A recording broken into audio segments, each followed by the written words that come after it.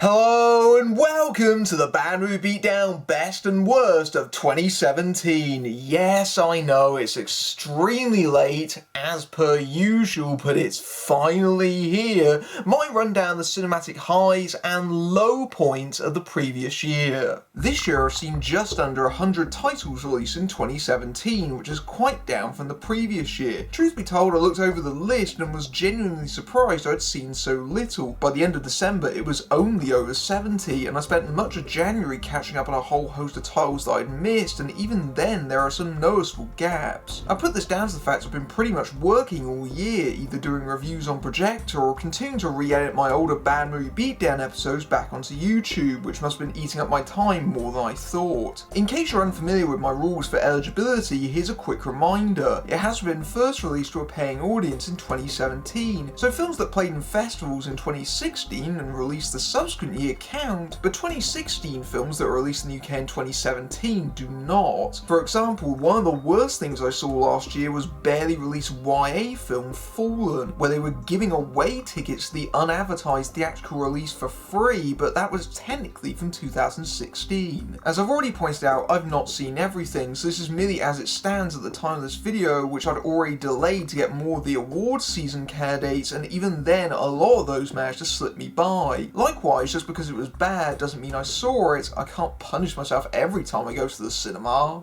And apologies again that this isn't a more comprehensive review of the year video, but they always end up being such an enormous time sink, and truth be told, I really should learn to organise myself a bit better so I don't have to start everything in January, and well, here we are. Never mind, I've at least managed to organise my 10 least favourite films of the previous year to take my frustrations out on.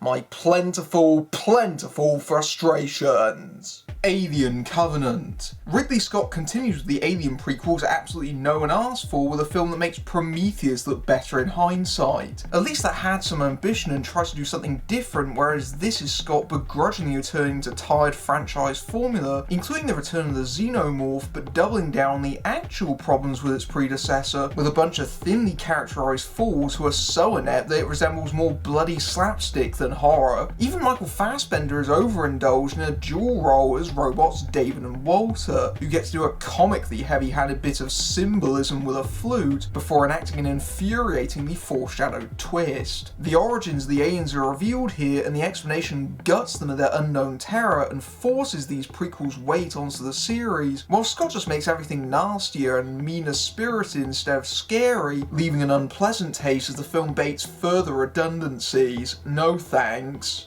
Armed Response. Okay, so picture this. Wesley Snipes makes his return after a stint in jail in a film produced by both Gene Simmons, who makes a wigless cameo here, and the WWE, and thus co-stars wrestler Seth Rollins in his film debut. Few films could live up to the expectations that provides, and Armed Response isn't quite as crazy as that implies, but it's a whole lot of stupid. Snipes leads an elite team up against an AI supercomputer interrogator that can deduce bank codes from a bead of sweat. Whoever wrote this must believe computers were created by wizards. The first half is spectacularly tedious as Snipes and company wander endlessly through the darkened corridors of an abandoned prison, but then it finally becomes a brain-dead ripoff of the first Resident Evil film, where the computer makes ghosts appear, sends people back in time, and grows arms out of cinder block walls. Compared to that, having Anne Hesh have a fight against Rollins seems almost sensible.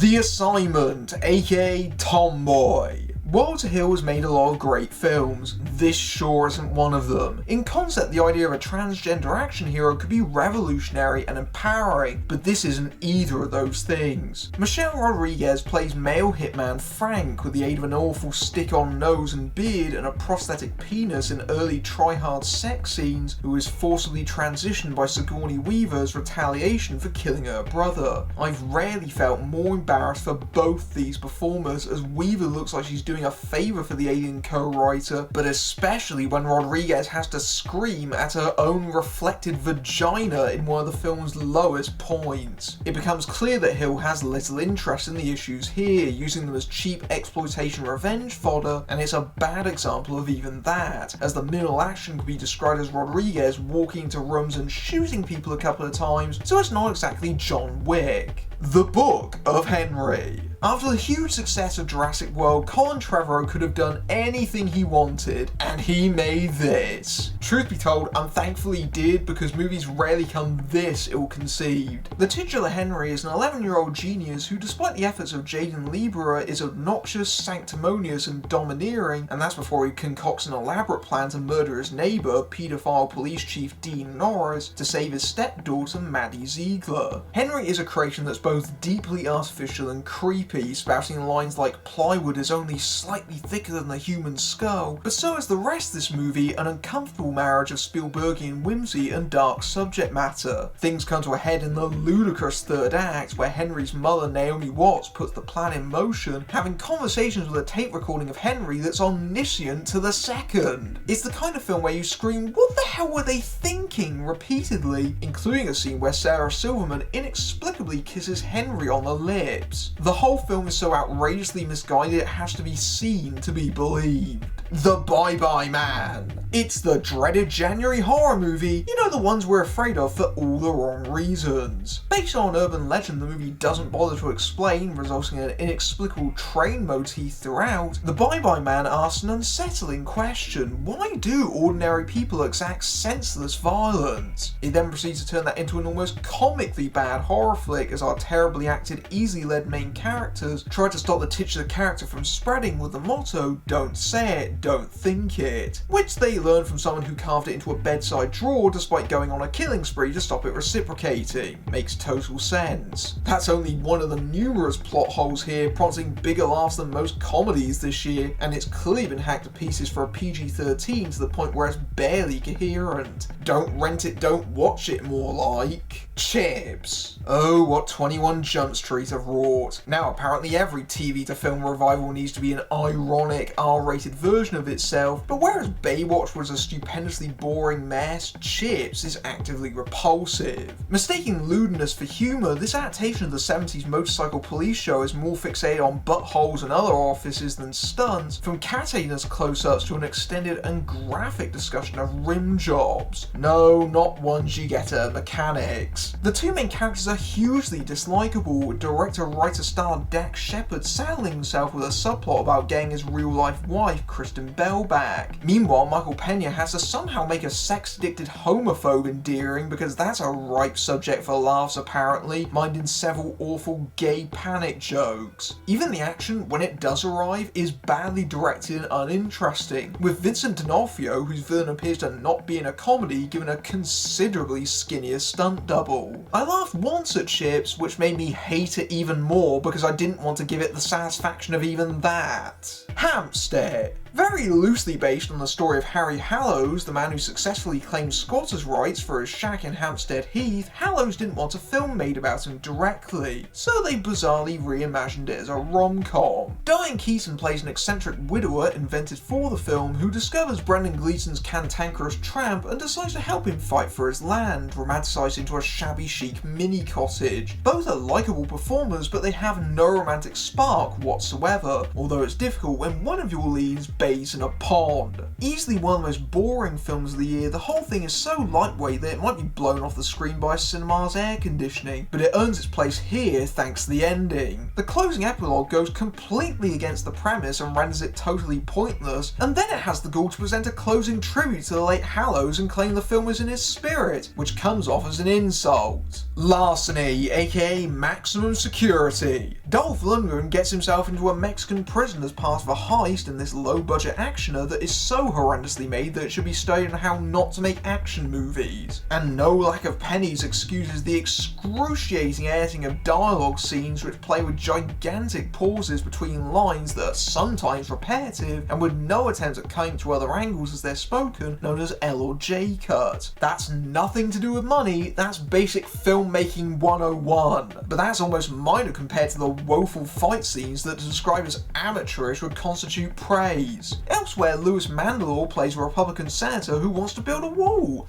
I wonder who that's based on. This marks a new low for Dolph Lundgren, who looks totally disinterested throughout, and apparently skipped town before the final scene, requiring an out-of-focus double to stand in the background. I don't blame him.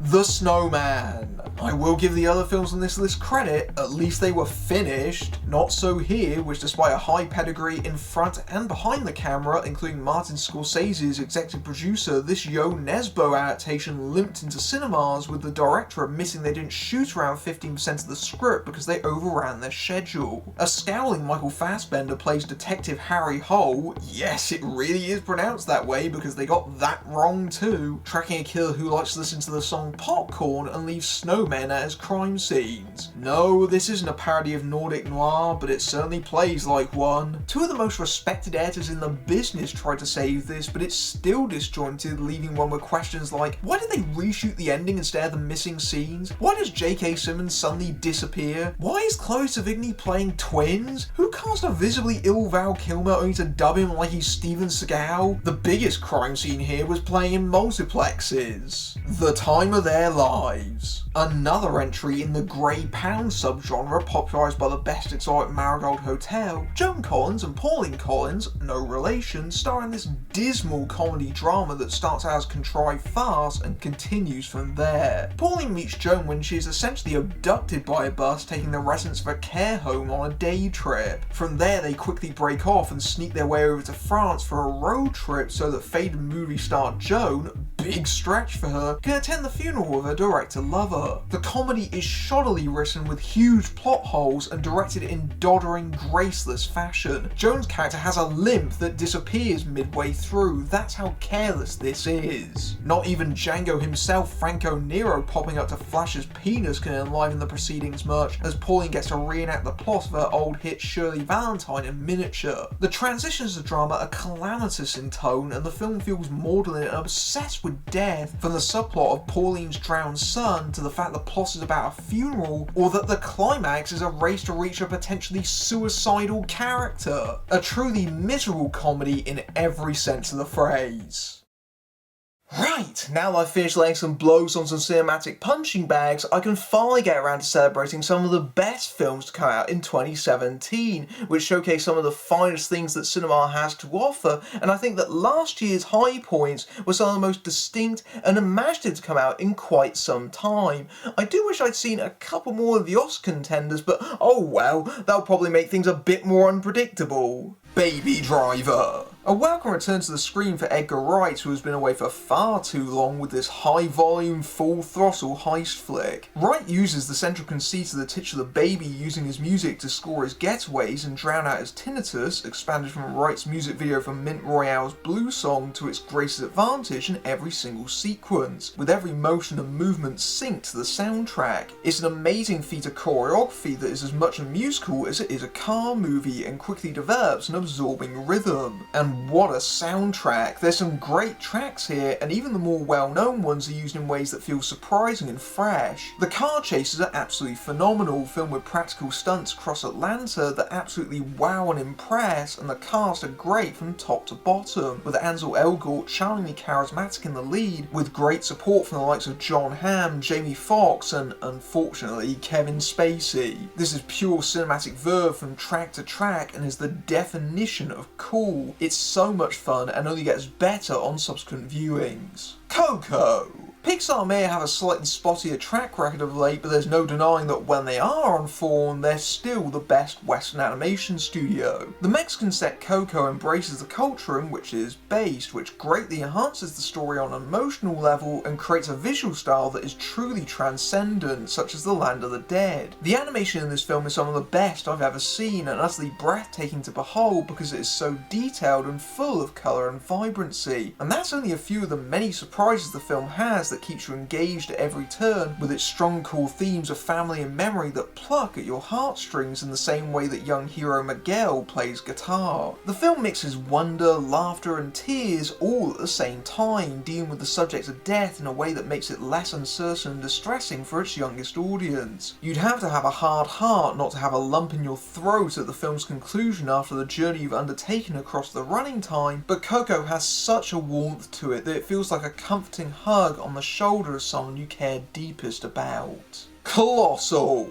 This movie got my attention right away because of its rather unusual premise. Self-destructive alcoholic Anne Hathaway returns to her hometown where she discovers that the movements she makes on a playground are replicated in a mysterious kaiju that's making life hell for Seoul, Korea. Those going in expecting a smash-em-up monster movie, however, will come away disappointed because despite its relative scale, this is, at its heart, a small movie and all the better for it. The bitterly funny Hathaway has rarely been better than she has here, and Jason Sudeikis is equally at a career high in the role of her old friend from school that she reconnects with. This is a somewhat challenging movie to describe, which might explain why the marketing tried to say it as a goofy comedy, when the reality is that the film goes in much darker places than one might expect, and are best left to unfold naturally on an audience. Suffice to say, the monster is a very flexible metaphor that evolves as the film goes on, and how our behaviour can have larger, more devastating consequences than one can initially realise. This movie slips under a lot of people's radars, and I think it's a bold and sometimes daring movie that deserves a cult following to appreciate it for what it is rather than what it isn't. Dunkirk. Tick, tick, tick. From the second the film begins, Hans Zimmer's score chimes away in the background, building an unrelenting tension from first frame until last. Christopher Nolan's war movie is one of the year's most immersive films that really puts you in the heart of the action. Discarding tired old war film cliches and conventions, admittedly to the expense of characterization, Nolan's storytelling here is the most stripped back and efficient it's been in years. Tick, tick, tick. That's quite an impressive feat considering the film juggles 3 cross-cut timelines. The soldiers on land by a week, the boats coming to rescue them in a day, and the battle by air in an hour, and keeps the audience constantly at their wits' end as they converge magnificently towards its close. You're not shown the enemy because you don't need to. This is a story of surviving, and they are only one of many threats the soldiers had to face, including rushing water and fire. All of it feels terrifyingly immediately real and without sentimentality. Everything is pared back to that one simple goal: get them home. And the clock's ticking. Tick, tick, tick. Get Out. Jordan Peele's horror film take on Guess Who's Coming to Dinner is not only one of the genre's best of the year or even this decade, it may also be the year's most politically relevant film as well. The racial commentary that plays throughout Get Out and gives it much of its uneasy atmosphere makes this very much a film of the moment, and the movie runs fearlessly with it as it pairs sharp, incisive satire with disturbing, mind-bending concepts intelligently realised. The Sunken Place is a brilliantly visualised metaphor among the many the film has, and one of the most startling images to be seen in 2017. Daniel Kaluuya's performance in the lead role is star-makingly superb, as you're with him every step of the way, but I was surprised at just how darkly funny the film was as well, as comedian Peele manages to use humour as a much-needed release valve before ratcheting the intensity back up again, but without undermining the film as a whole. This one really leaves the audience uncomfortably squirming in their seats, and for many I suspect for different reasons than the usual horror fare. The Lego Batman Movie. Will Arnett's send-up of the Caped Crusader was the scene-stealing highlight of the Lego Movie, so it only makes sense that he was given his own spin-off, but it's surprising that this not only manages to sustain the joke for the entire length of the running time, but is consistently hilarious. Obviously benefiting from an improvisation-heavy process, the film is an extended riff on the superhero genre, delightfully poking fun at their conventions and puncturing their tendency for self-seriousness in the same way that this version of Batman does, which is appropriate given the current approach to the DC universe on film, but it also has a huge amount of affection too. So jam-packed with gags and sheer visual ingenuity because of the stop-motion mimicking animation that it almost becomes exhausting, the film isn't just Arnett's show. There's great voice work from the likes of Rosario Dawson and Ralph Fiennes, but especially Michael Cera's giddily exuberant Robin and Zach Galifianakis as a validation-seeking Joker, among a sea of cameos and inside jokes. As a Batman and Lego fan, I was having a blast. Paddington 2. The original Paddington was one of the best surprises of 2014, and it was a lovely, heartwarming film in keeping with the spirit of the character that really was suitable for all the family in that they would all enjoy it. This sequel, reuniting virtually the same cast and crew, is more of the same, which is to say that it is a spirit-raising marmalade sandwich. Once again, Paddington is brought magnificently to life with a combination of Ben Whishaw's pitch-perfect voice work and some exceptional CGI animation, as the accident-prone bear stumbles into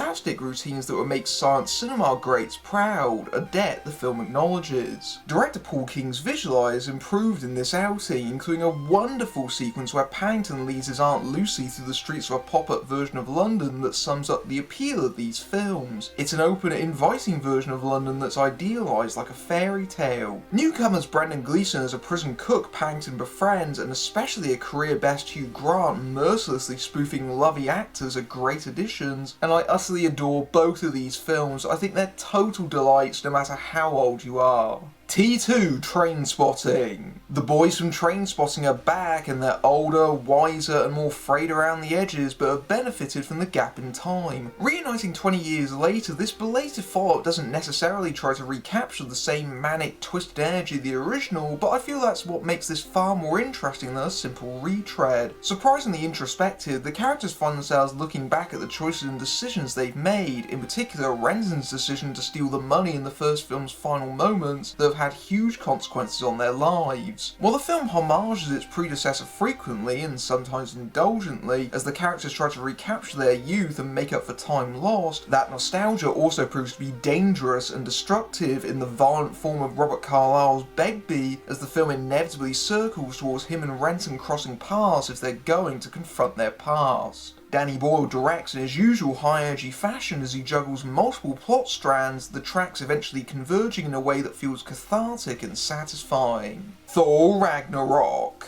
The previous entries in the Thor series were generally considered to be among the weaker elements of the Marvel Cinematic Universe. What it needed was a reinvention, and boy did it get one at the hands of Taika Waititi, who brings a lot of his style and sensibility to the film, and given this is Ragnarok, gleefully dismantles and flips the established order. Most notable is the increased emphasis on humour, in that this is easily one of the funniest and most entertaining entries in the Marvel canon thus far, and really gives a lot of room for Chris Hemsworth to shine, especially in the great dynamic he has with Bruce Banner and the Hulk, played by Mark Ruffalo. But the whole feel and sensibility of the film is very different from the earlier installments, but in the best possible way, feeling extremely distinctive in a way that very much seems like a counter to the criticisms of homogeneity the Marvel films have been accused of before. Indeed, this is the kind of film that only Waititi could make, and is all the better for it, embracing its quirks and silliness as the cast seem to be really enjoying themselves, especially a wonderful Jeff Goldblum. The God of Thunder finally gets a movie that's electric. War for the Planet of the Apes. The revived franchise continues to be one of the best updates to a long-running series in recent memory, getting bolder with each passing entry, and director Matt Reeves follows through on what he established in Dawn. It's hard to think of many summer blockbusters that would allow so much of the dialogue to be in sign language, and there is a clear evolution in the apes across the three films, gaining more human characteristics. Andy Serkis once again demonstrates his amazing abilities in performing in motion capture, which in combination with the extraordinary effects work makes Caesar an utterly compelling figure at the heart of this trilogy of films. Now at the point where Caesar can speak confidently, although it should also be said that all the motion capture actors are brilliant, with Steve Zahn stealing several scenes as new character Bad Ape. Woody Harrelson is superb as the Kurtz-inspired antagonist representing humans at their most desperate and regressive that goes head to head with Caesar. If anything, the title is a misnomer, as this isn't necessarily a film about war as it is so much about revenge and brutality. But even if you take away the franchise, this is still a phenomenal film that is a hugely satisfying conclusion to the story so far, while still providing seeds for the future. So there you have it, my picks for the best and worst of 2017, which means I can finally move on to things that I've wanted to do, but had to wait for this to be finished. And boy do I have such crossovers to show you. Be sure to join me next time for my review of 2018, which I hope to complete within the next century. Until then, I'm Matthew Buck, beating down bad movies everywhere and fading out.